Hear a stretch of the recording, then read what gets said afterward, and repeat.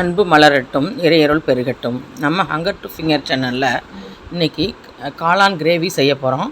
அதுக்கு ஒரு பாக்கெட் காளான் எடுத்துக்கிட்டோம்.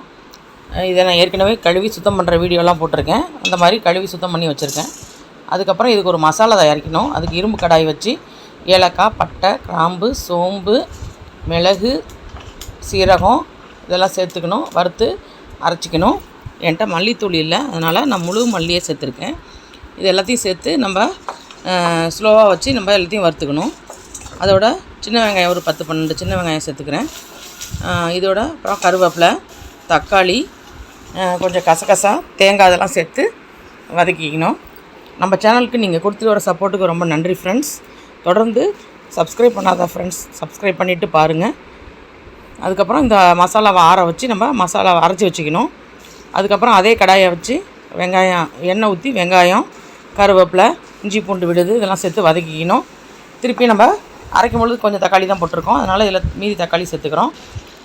அதோட தயிர் கொஞ்சம் சேர்த்துக்கிறோம். அப்புறம் மஞ்சத்தூள், மிளகாத்தூள், மல்லியை தான் நம்ம ஏற்கனவே வறுத்து அரைச்சிருக்கோம். அப்புறம் சுத்தம் செஞ்ச காளான் இதெல்லாம் சேர்த்து நல்லா வதக்கிக்கணும். மசாலாவை பச்சை வடை போக வதக்கிக்கணும். அதுக்கப்புறம் கல் உப்பு சேர்த்துக்கிறோம்.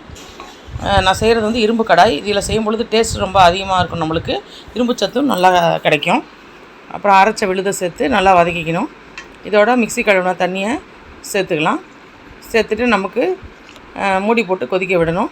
தேவையான அளவு கன்சிஸ்டன்சி வந்ததுக்கப்புறம் நம்ம இதை நிறுத்திக்கலாம்.